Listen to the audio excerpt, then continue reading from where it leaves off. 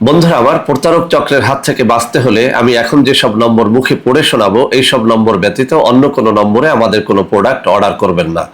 01825554466, 01825554455, 01788746430, 09647450450।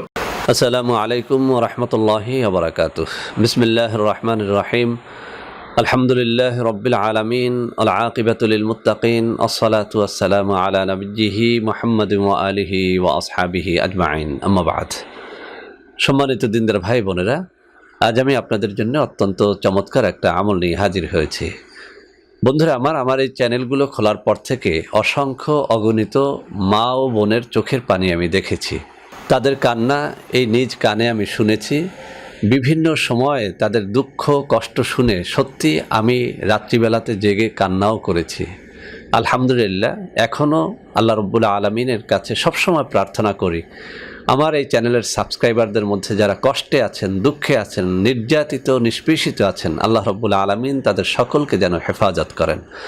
তো বন্ধুরা আমার, এই চ্যানেলগুলো না খুললে আমি বুঝতেই পারতাম না দেশে কি পরিমাণে পরকীয়া চলে, কি পরিমাণে স্বামীরা স্ত্রীদেরকে নির্যাতন করে, কি পরিমাণে জেনা ব্যভিচার চলে, এটা আমি বুঝতে পারতাম না। আলহামদুলিল্লাহ, চ্যানেলগুলো খোলার পরে এই অভিজ্ঞতাগুলো আমার হচ্ছে।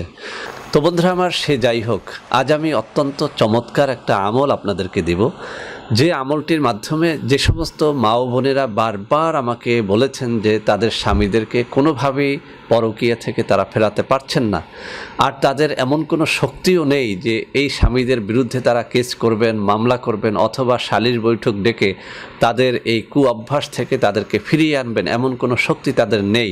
তারা ঘরে বসে কান্না করা ছাড়া, আল্লাহ রাব্বুল আলামিনের কাছে প্রার্থনা করা ছাড়া তাদের জন্য কোনো পথ খোলা নেই।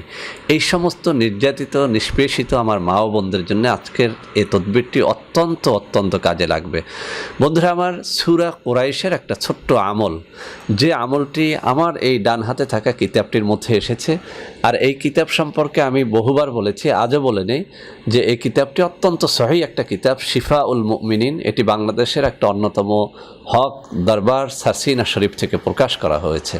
তো বন্ধুরা আমার, এই কিতাবের মধ্যে একটা ছোট্ট আমল দেয়া হয়েছে, সূরা কুরাইশের আমল, যেখানে বলা হয়েছে যে এই আমলটির মাধ্যমে দুই ব্যক্তির মধ্যে শত্রুতা সৃষ্টি করা যাবে। কার মধ্যে শত্রুতা সৃষ্টি করা যাবে?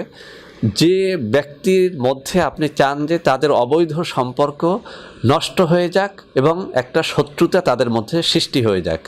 যেমন আপনি চান যে আপনার স্বামী যে মেয়েটাকে অবৈধভাবে ভালোবাসতেছে, যে মেয়েটার কাছে গিয়ে রাত্রি যাপন করতেছে, আপনি চান যে আপনার স্বামী এবং ওই মেয়েটার মধ্যে একটা শত্রুতা সৃষ্টি হয়ে যাক। সেই কাজটি এই আমলটির মাধ্যমে করা যাবে। এরকম আরও থাকতে পারে, যেমন আপনার ছেলে বা মেয়ে এমন একটা ছেলে বা মেয়েকে ভালোবাসে যেটা আপনি চান না, যেটা কোনোভাবেই সমাজ মেনে নেবে না।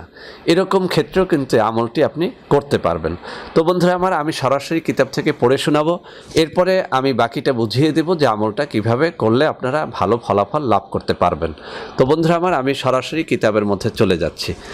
এখানে বলা হয়েছে, কুরিপু দমন করত, অর্থাৎ নিজের খারাপ বাসনা চিন্তা দূর করত। দুই ব্যক্তির মাঝে শত্রুতা সৃষ্টি করতে চাইলে এশার নামাজের পর 333 বার সূরা কুরাইশ পড়বে।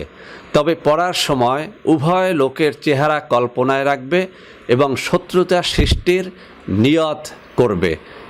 আমলটি পরীক্ষিত। বন্ধুরা আমার, এখানে যে কথাটা বলা হয়েছে, আপনি এশার নামাজ পড়ার পরে যে দুই ব্যক্তির মধ্যে শত্রুতা সৃষ্টি করতে চান, সেই দুই ব্যক্তির চেহারা আপনার কল্পনার মধ্যে এনে এরপরে আপনি 333 বার সূরা কুরাইশ পড়বেন, অর্থাৎ লিইলাফি কুরাইশিন। এই যে সূরাটা, এই সূরাটা আপনি শুরু থেকে শেষ পর্যন্ত পড়বেন।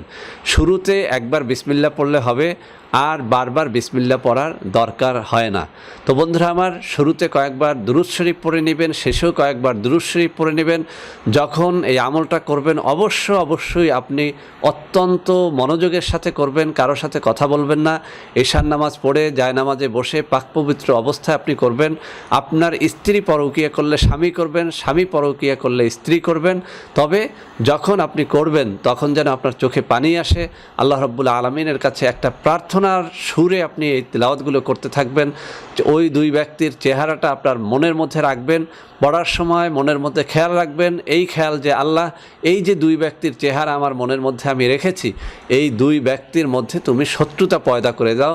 তাদের মধ্যে যে অবৈধ পরকীয়া, অবৈধ সম্পর্ক সৃষ্টি হয়েছে, এটাকে তুমি বিচ্ছিন্ন করে দাও। যদি আপনার ছেলে বা মেয়ে এভাবে কোনো অবৈধ সম্পর্ক কারো সাথে করে থাকে, তাহলে তাদের এই দুই ব্যক্তির চেহারা আপনার মনের মধ্যে রেখে এরপরে আমলটি করবেন। আমি আবারও পড়ে শোনাচ্ছি। কুরিপু দমন করত, অর্থাৎ কোনো খারাপ বাসনা থাকলে সেটা আপনি আগে তওবা করে দূর করে নেবেন। অর্থাৎ অহেতুক কোনো ব্যক্তির মধ্যে শত্রুতা সৃষ্টি করতে যাবেন না। দুই ব্যক্তির মাঝে শত্রুতা সৃষ্টি করতে চাইলে এশার নামাজের পর 333 বার সূরা কুরাইশ পড়বে।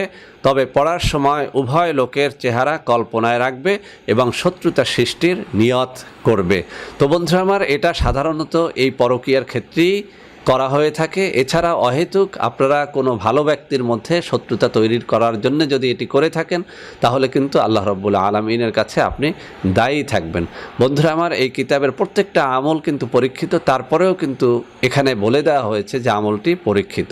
তো বন্ধুরা আমার, আশা করি যে সমস্ত মায়েরা বোনেরা খুব কষ্টে ছিলেন যে কোনোভাবেই আপনি আপনার স্বামীকে ফেরাতে পারছেন না, পরকীয়ার হাত থেকে না ফেরার কারণে আপনার সন্তানের খোঁজখবর তারা নিচ্ছে না, আপনার খোঁজখবর তারা নিচ্ছে না, টাকা পয়সা যা আয় করছে ওই বেহায়া বেশরম এই যে খারাপ মহিলার জন্য আপনার স্বামী সেগুলো খরচ করে ফেলছে, আপনারা এই সব ক্ষেত্রে আমলটা করেন।